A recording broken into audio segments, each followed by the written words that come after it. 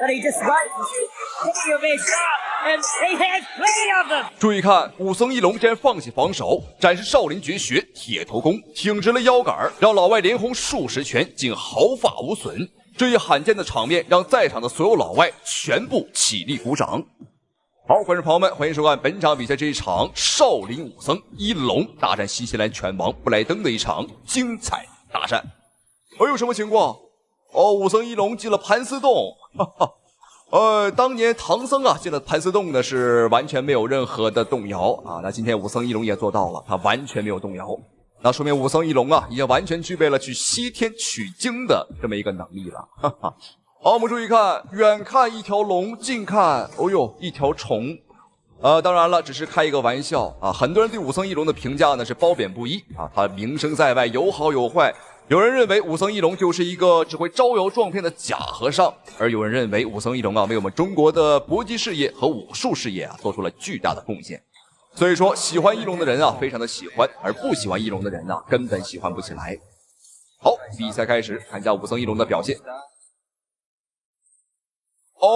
抓单腿，漂亮！一上来便给这个新西兰拳王布莱登啊一个下马威。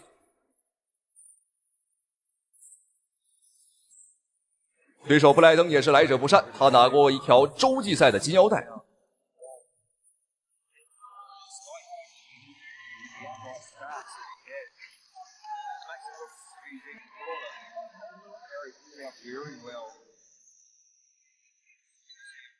这场比赛的举办地点并不是在中国啊，所以说观众朋友们也不要考虑什么假拳的问题了啊，本场比赛绝不可能是假拳，而且对手的身价和辈分和排名啊都很高啊，就不会轻易的打中假拳的。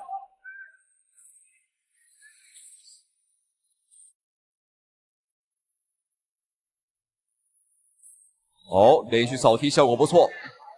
虽然说武僧一龙的拳法一般，但是他的腿法，观众朋友们的确是无可挑剔。注意看，双手自然垂直，不做任何防守，脑袋还顶出去，随便打。一龙告诉布莱登：“你随便打我啊，我扛得住。”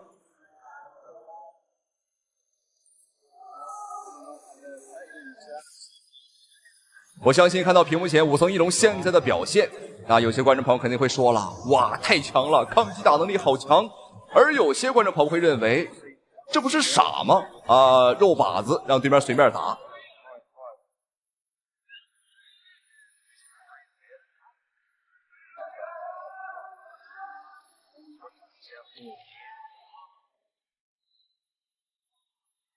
第一回合还有最后的1分钟。好，注意看双手，随便打，哈哈，这也是一份自信呐，观众朋友们，有没有真功夫先不说，但是武僧一龙的抗击打能力啊，的确是没得说，够强。我觉得一般的职业选手还真没武僧一龙这两下。我们看台下老外已经是放下了手中的酒杯，目不转睛的在观看本场比赛。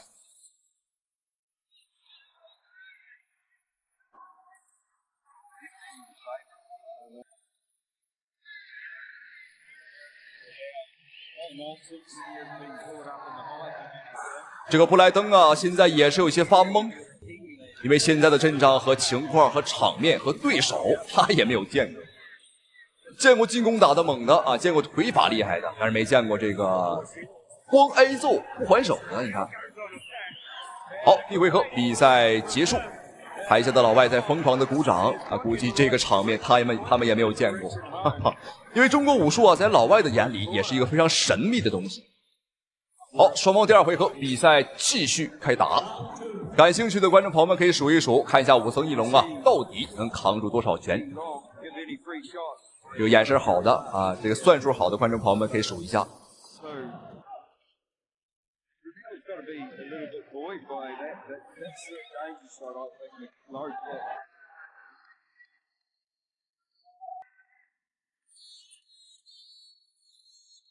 实际上这场比赛对于武僧一龙来讲啊，观众朋友们难度的确不小。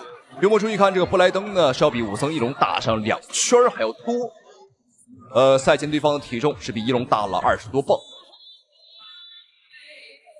那么，即便在这种情况下，我们看一龙呢，依旧能扛住对方的重拳。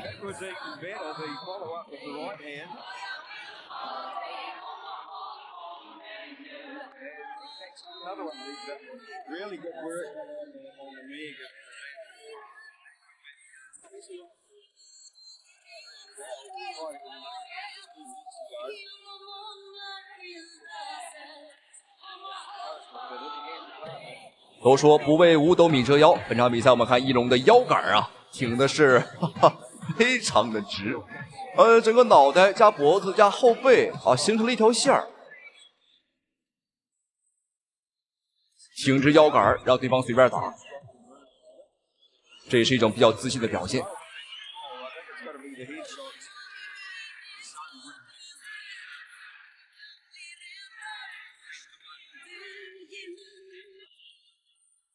好，我们看武僧一龙又一次放弃防守，又把双手捶了下来，打累了歇一会儿。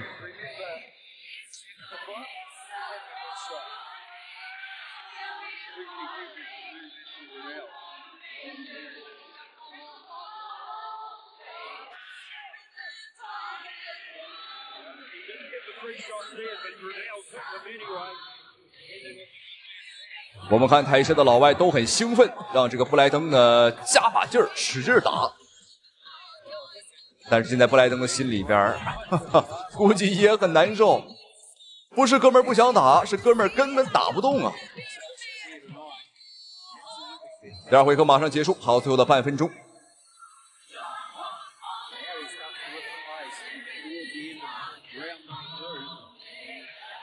好，这一下是滑倒，地面是稍微有些滑。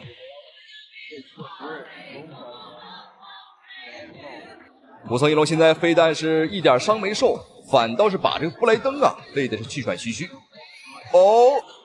武僧一龙不走寻常路起身的方式和别人也不一样。看到了吧？这就是武僧一龙的特别之处，打法、风格、技术特点和正常选手都不一样。好，观众朋友们，接下来是双方比赛的最后一个回合，看一下武僧一龙的精彩表现。说实在的，武僧一龙现在的赢面的确不大，因为前2个回合分数上按照规则来讲肯定是输了。但是我们从气势上和观赏度上来说我觉得武僧一龙今天的表现还不错。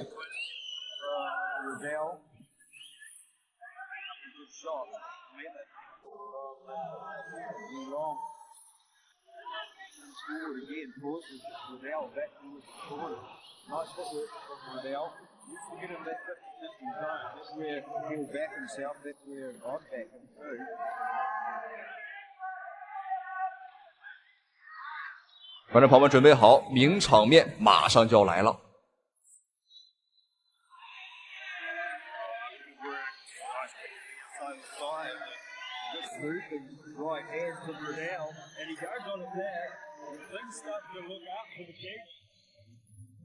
好，最后一个回合双方都来劲儿了，哎呦，漂亮！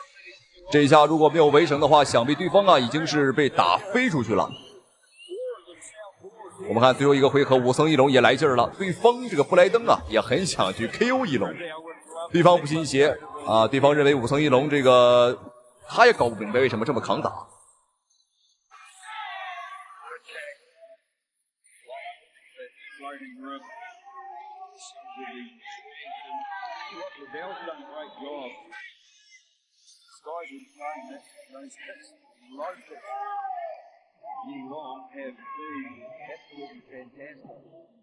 双方的比赛还有最后的1分钟。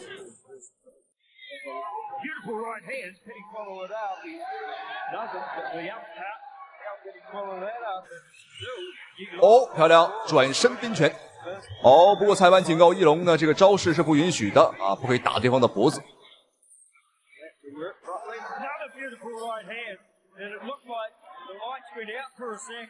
1拳、2拳、3拳、4拳、5拳，我的天哪！刚刚一龙硬扛了对手应该是8拳，毫发无损。现在全场的老外都起立鼓掌，都是比较的兴奋。这个场面没见过，不要说老外没见过了，我们中国人也没见过呀。看来打拳击赛并不适合武僧一龙，街边摆摊儿啊，来个什么胸口碎大石啊，来个什么铁头钉钉子，我觉得一龙绝对能赚大钱。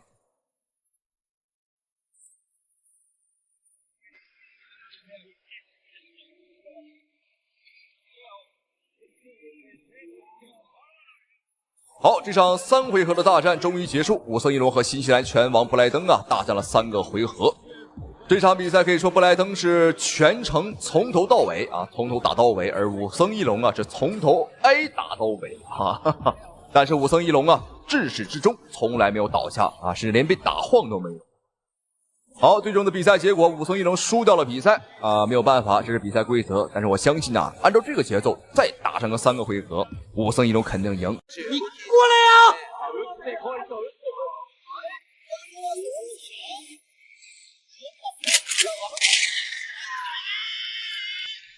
我听说少林寺的铁头功很硬，但是我认为我的拳头会更硬。明天我会3拳打爆少林武僧的狗头，证明我的实力。好，观众朋友们，欢迎收看本场比赛这一场真正的少林武僧杀入到日本的一场精彩对局。由于近2年日本人实在是越来越猖獗啊，大张旗鼓地表示说日本武术是天下第一啊，是中国武术的老祖宗。观众朋友们，我们经常听说啊，这个孙子像爷爷，但头回听说啊，这个爷爷像孙子啊。哈哈。好，注意看眼前的选手，他个子不高，长得也不是很壮，他就是年近50岁的俗家武僧玄铁。而眼前的小子便是日本的名户人质，他非常的年轻，才24岁啊，非常年轻。想必赛前你也看到了，这个小日本子啊，对我们中国武术、我们的少林功夫啊提出了质疑。并称自己的拳法可以3拳打穿少林铁头功啊！你没有听错，哈哈！哇，敢挑战铁头功，你还头一个！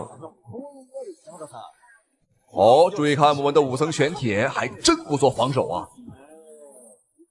为何叫玄铁啊？因为他的抗击打能力很强啊！金钟罩、铁布衫还有铁头功，他练的是炉火纯青，巅峰造极。所以说我们看呢，他在打拳的过程当中啊，双手放得很低。中门大开，任对方随便打。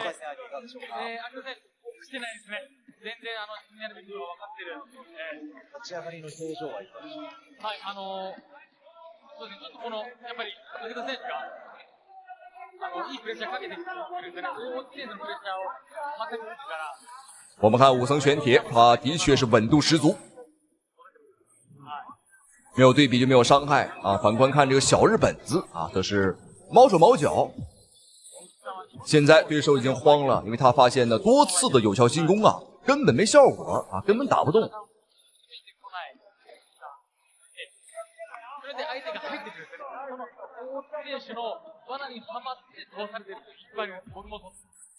赛前牛皮吹得很响，但是现在我们看啊，我们少林武僧呢把脑袋露给他，他都不敢打。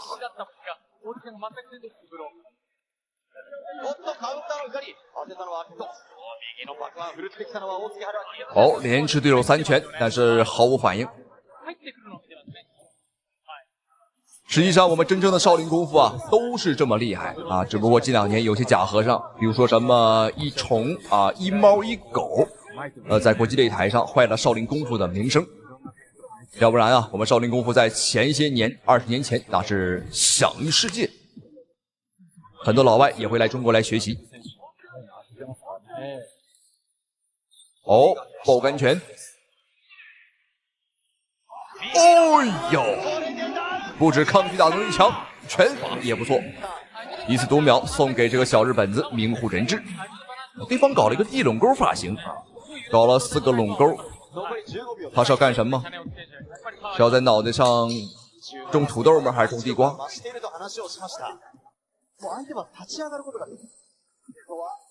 好，第1回合比赛结束。您觉得这位武僧玄铁的表现如何呢？已经50岁了，我觉得虽然说身体上来看啊，不是那么协调，不是那么快了，哦，但是抗击打能力和这个距离把控啊，还是一流的。你没有看错啊，这都是日本的美女。哦，发现这个日本女性比男性要高啊，观众朋友们。好，比赛来到第2回合，看一下双方的精彩表现、精彩对局。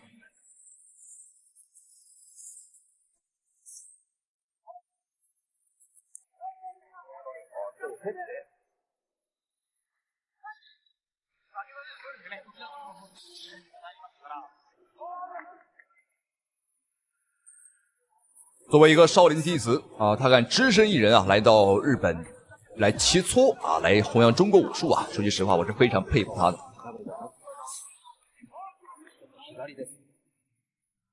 玄铁在年轻的时候啊，也是一个叱咤风云、横扫武林的狠角色，所以说呢，他也是胆子比较大啊，胆大心细。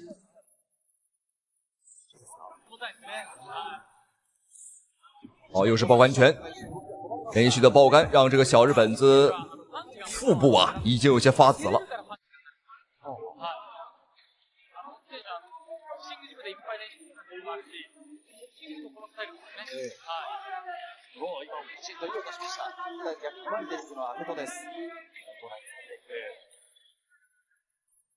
武僧玄铁被对手逼在了角落，哦，随便打。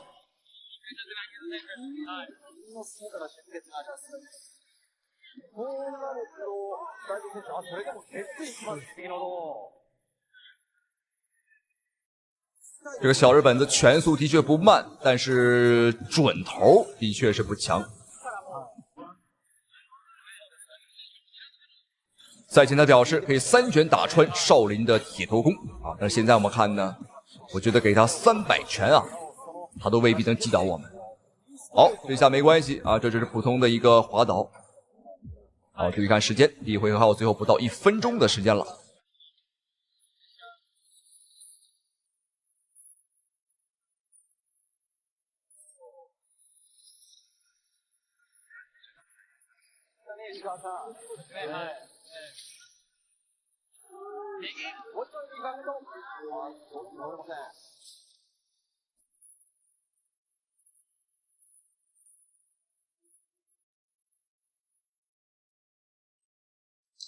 对手做了很多没有意义的高鞭腿啊，白白的浪费体能。哦，而且我们看他的大腿啊，已经是，他的左腿已经是像个大茄子一样肿了。好，第2回合比赛结束，2回合的对决已经让这个小日本子名不人知啊，怀疑人生了。赛前牛皮吹得响当当，那么现实给了他一个重重的一个大巴掌啊，一个大逼兜。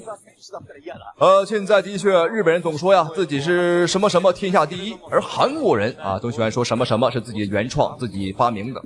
这2个国家都是人才啊，哈哈，都挺有意思的。好，最后一个回合，看一下武僧玄铁能否拿下这场对局。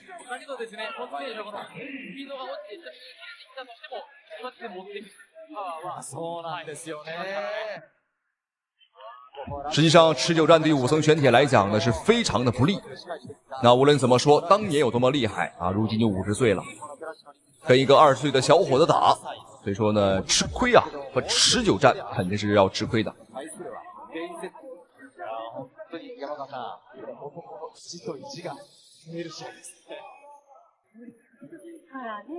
哦呦，什么情况？哇哦！观众朋友们，注意看日本选手小鬼子，哎呦，这个鼻孔怎么红了？一脸的狼狈，和赛前吹牛的那个小子啊，这是一个人吗？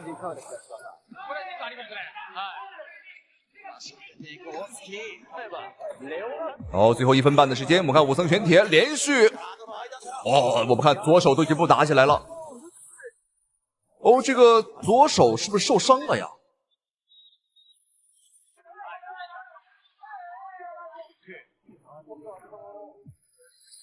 哦，武僧玄铁示意对手随便打。哦呦，再打！哦，硬扛3拳。你不是嚣张说3拳打爆我的脑袋吗？给你机会，你也不中用啊。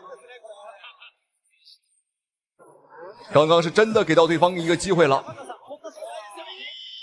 结束了，看情况应该是起不来了，一个后手中炮，哇，太精彩了！好，观众朋友们，这场少林武术大战日本功夫的比赛终于迎来了结局，让我们恭喜这位少林武僧玄铁啊，不愧是少林寺真正的武僧，50岁依旧非常强劲。好，咱们下期视频再见。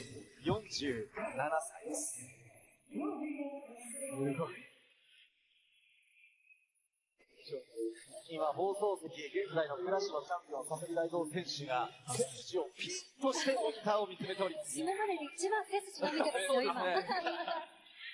日本修斗冠军又如何？日本双腰带又如何？我现在让你们看看中国力量！是什么让中国小将在媒体面前情绪如此失控，怒吼日本选手？只因为赛前日本武士实在太嚣张，带着一把生锈的武士刀来中国踢馆耀武扬威，中途不断拔刀妄想吓唬中国小伙和中国观众。不料中国选手丝毫没有畏惧，没有给日本武士一点面子，当即霸气回怼。别以为你带着武士刀我们就怕你，小爷今天打的就是日本人。这个日本武士就是日本的双冠王三木龙一。没有错，他是日本著名的修斗冠军双冠王。当年他也是一个叱咤风云的狠角色，但如今呢已经是39岁，观众朋友们39岁了啊。那正常来讲应该已经是退役的年纪，但这个三木龙一啊贪得无厌，想趁着在退役之前啊来中国再捞上一笔。这个家伙在20年前就经常来我们中国打比赛，当年赚的是盆满钵满，打伤我们的人还赚着我们的钱。但如今20年已经过去了，这个三木龙一啊还以为我们中国人很好欺负啊，很好打，但殊不知我们中国拳坛观众朋友们如今已经是改天换地啊，已经是飞速发展，成为了亚洲第一乃至世界前3。好，我们再注意看高举着5星红旗正在登场的小伙子啊，非常年轻也非常的霸气，他就是蝰蛇冯天浩。年仅21岁就拥有着13战全胜、94 KO 对手的豪华战绩，而且曾经最快的一次仅用12秒便 KO 对手。好，赛前冯天浩和这个日本武士啊在发布会现场吵了起来啊，对方拿出一把破菜刀想吓唬我们。但是没有想到三木龙一啊20年前那一套放在今天啊不中用了，不好使了。现在我们中国小伙脾气一个比一个暴，你不惹我们还好啊，你越惹我们，我们打得越狠。赛前冯天浩以小爷自称，并且表示小爷今天啊打的就是你这个小日本子啊，我会把你亲手打进棺材板里，让你当年挣的2个钱儿，那2个仨瓜俩枣全部吐出来。好，没有错，双方的比赛已经开始，看一下本场比赛中国小伙冯天浩他的精彩表现能不能打服或者打飞对手。我觉得最好是打死啊，能打死我们千万别留情。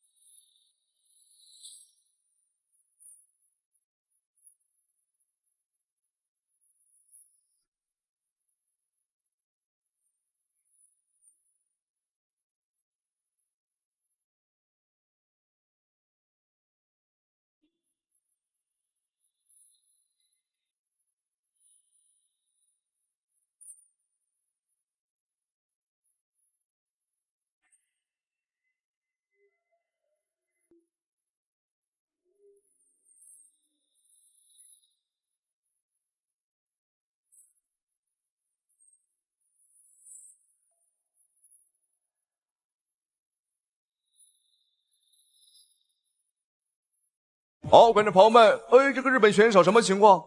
他怎么躺在地上了？他为什么不嚣张？他为什么不拿出武士刀了呢？因为刚刚他被冯天浩一记神龙出海啊，当场干趴在地。对方像条死狗一样躺在了地上，是死是活不清楚，但是我觉得没有必要抢救。如果有必要，我愿意个人捐助对方一个骨灰盒啊，我是自愿的。好，再看一遍，哇，神龙出海！而且冯天浩也是毫不犹豫，赶紧补拳。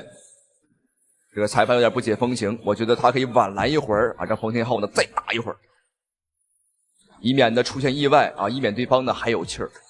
然而，观众朋友们，带着日本武士刀来中国踢馆，刚刚的三木龙一啊，还真不是头一个。眼前这个左青龙右白虎的小杂毛才是开山鼻祖，他来中国向东北虎王冠发起挑战。好，我们注意看视频当中，右边选手头上带着小杂毛的便是日本选手青地大佑。好，刚刚对方的眼神好像要吃了王冠。左青龙右白虎，我们中间夹了他这么一个250啊，对方的纹身呢还真是有讲究。好，我们注意看红方选手黑色短裤，中方选手东北虎王冠，蓝方选手便是日本的青地大佑，日本武士。对方之所以带着一把武士刀啊，也是表示啊，打不赢东北虎就当场剖腹自尽，横着切竖着切都行。东北虎王冠，我们光是听这个名字啊，观众朋友们就觉得非常的霸气，没有错，他人如其名啊，打法也像一头猛虎一样。好，我们看王冠的腿，哇，这双大长腿的确是够长啊！我相信对方的小鬼子，这个小日本子肯定羡慕坏了。在日本，哎呦，什么情况？一个霸气的砍腿。哦，但是裁判呢并没有给到读秒。我觉得这个裁判应该去吃点核桃啊，补补脑子。哦呦，这一下漂亮，这一下给到读秒，没有什么悬念。这个250啊，不是这个日本选手，刚开局不到1分钟的时间啊，连续被击倒2次。我们看王冠是不会错过这个好机会，连拳带腿，哎呦！又一次读秒，虽然说对方日本选手小鬼子站起来的很快，这个小杂毛很机灵，但是倒了就是倒了。按照比赛规则，如果王冠再一次读秒对手啊3次读秒的话，将会直接判定获胜。哎，什么情况？怎么一不留神，这个小日本子怎么猛起来了？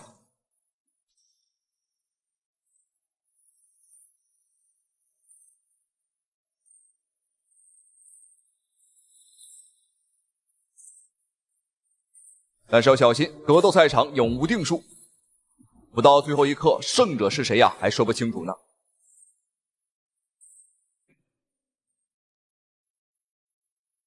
连续正蹬，把控双方的距离。哦，这一下这滑倒应该是不能够判定读秒。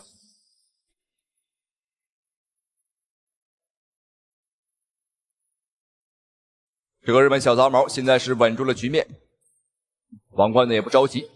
循序渐进，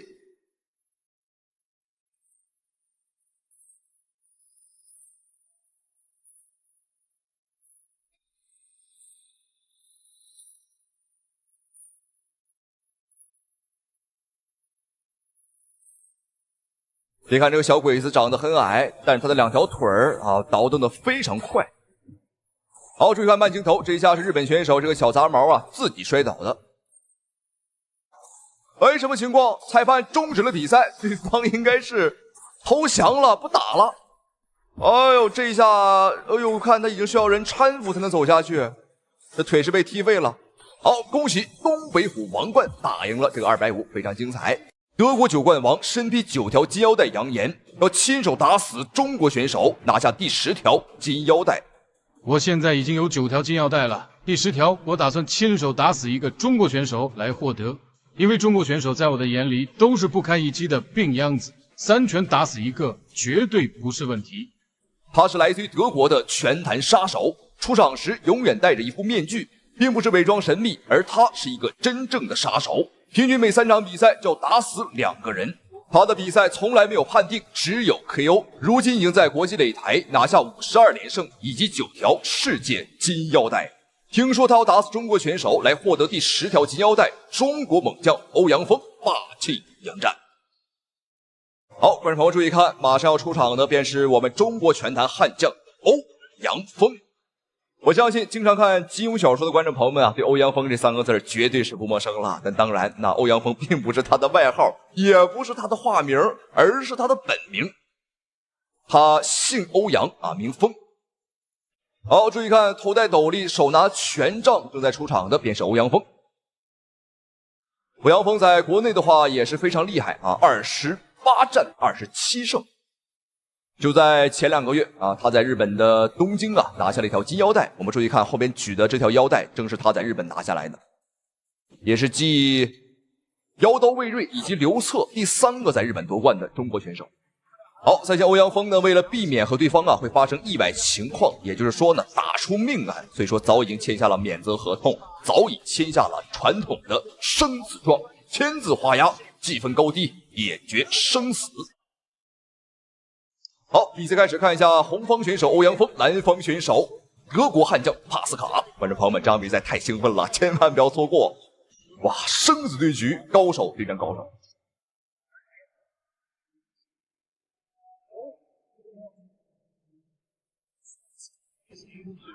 哦，要小心！哦，这是地板有些滑吧？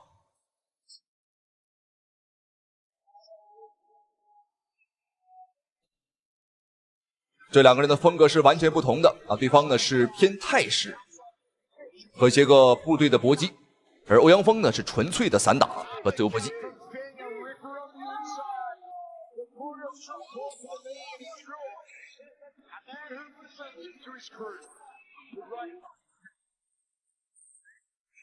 这场比赛我们从局面上来看呢，对欧阳锋来讲很不公平啊，压力自然是不小了，因为帕斯卡的身高、臂展还有腿长都很恐怖。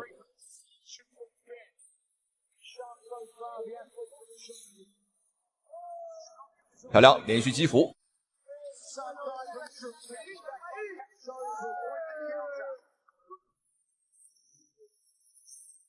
欧阳锋是一个拳商极高，而且打法非常绵密的选手啊，他能黏住你，而且进攻的频率很高啊，和日本的这个顶级选手武尊的风格呢稍微有那么一点点相似之处。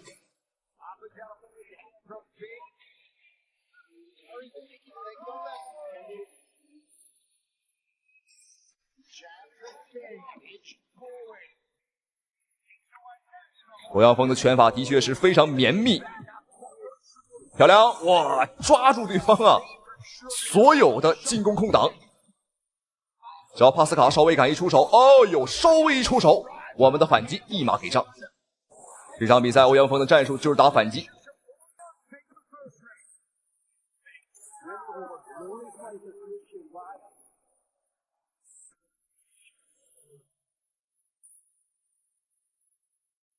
感觉帕斯卡在欧阳锋的面前呢，就像是一个身体不太灵活的老头，每一个部件好像都生锈了。而欧阳锋我们看，哇哦，非常绵密，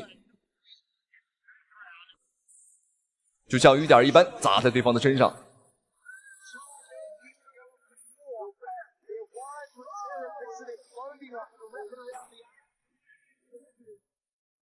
基本上帕斯卡出一拳，欧阳锋能出3到4拳。好，注意看，漂亮前摆哦！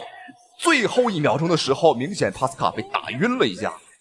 好，第一回合比赛结束，铃声救了对方1条命啊！再给10秒，不用10秒，我觉得5秒，欧阳锋都有机会可以 KO 对手。好，第一回合很明显了，欧阳锋在局面和点数分数上那优势满满。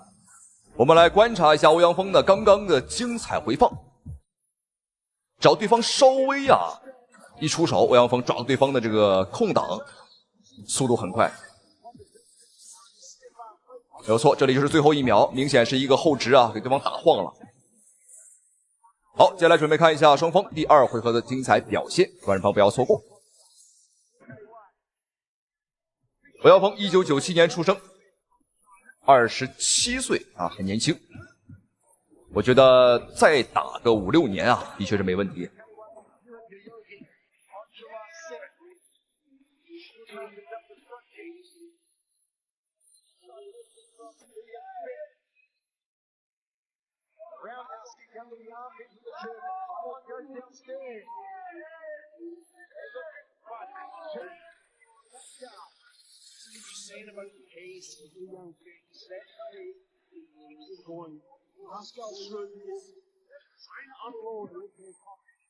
这个帕斯卡以前并不是一个拳击手以前是一个职业杀手没有错，你可以雇佣他，然后去刺杀别人。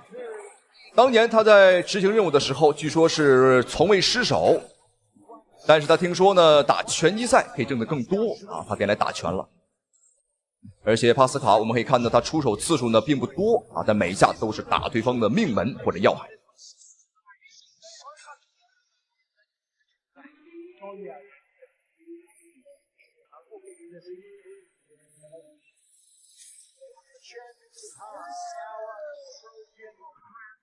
由于欧阳锋现在的反击呢打得太准了，帕斯卡是不敢轻易出手。哎呦，只要敢出手，他的这个空档啊，立马露出来。好，一次读秒，对方帕斯卡并不认可这个判定，但是很明显他被打倒了。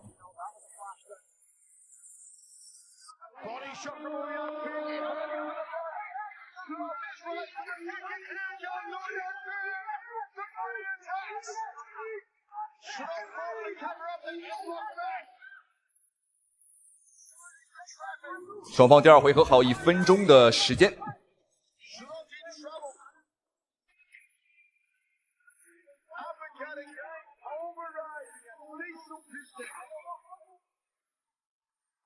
漂亮，轻松摇闪，哈哈，欧阳锋哇，身材太灵活了，有机会，有机会。哎，怎么不打了呢？哎呦，欧阳锋能感觉到他这样多打一会儿啊，并不想那么轻易的结束比赛。看来今天他是有一些想要调理这个帕斯卡的意思。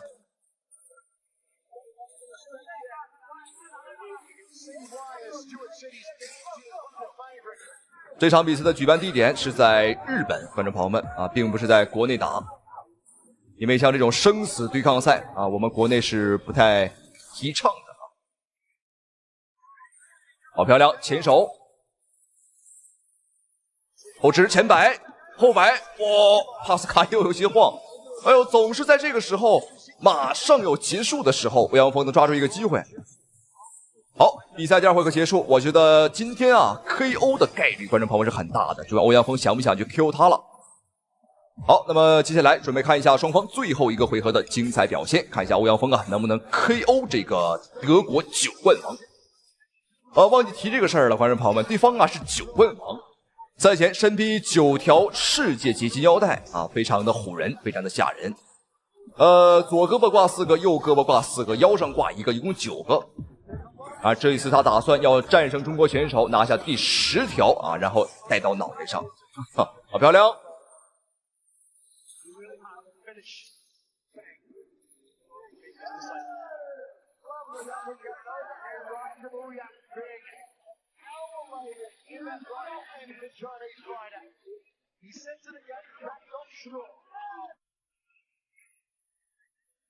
欧阳锋这种绵密的进攻呢，的确让对手啊感到非常的窒息。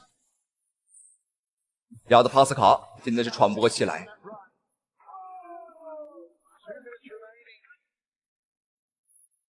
如果说帕斯卡是一个职业杀手啊，习惯一击毙命，而欧阳锋更像是一个行刑者，叫人是求生不得，求死不能啊，很难受。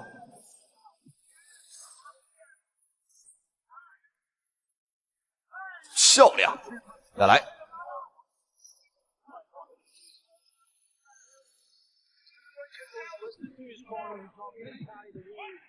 注意时间，最后一个回合还有1分半的时间了。我还是希望欧阳锋呢能够 KO 对手。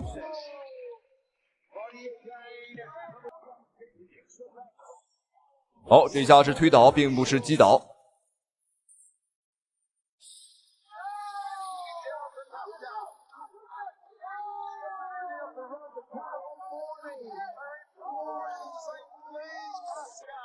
总感觉欧阳锋现在是故意啊，在拖延时间啊，故意呢在不去 KO 对手啊，他在折磨对手，这个意图太明显了，因为有很多机会。欧阳锋并不是没有把握住，而他不想打，这比杀了对手还要难受啊！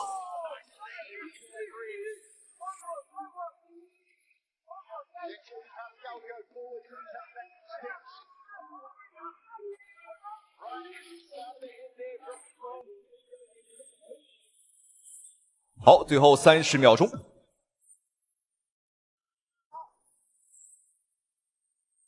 哇，对方已经不行了！哎呦，这怎么自己把自己给摔倒了？如果加赛一局的话，我都生怕对手啊真被打死。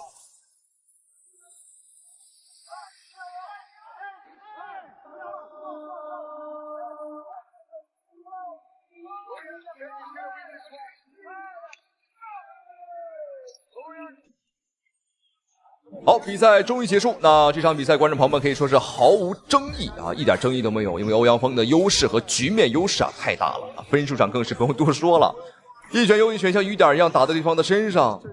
好，恭喜欧阳锋获得了比赛的胜利，也是终结了对方的52连胜，同时也让对方的什么10条金腰带泡汤了。所以说，有的时候人们话不能说太满啊，赛前牛皮啊不能吹得太响。那么恭喜欧阳锋，咱们下期视频再见。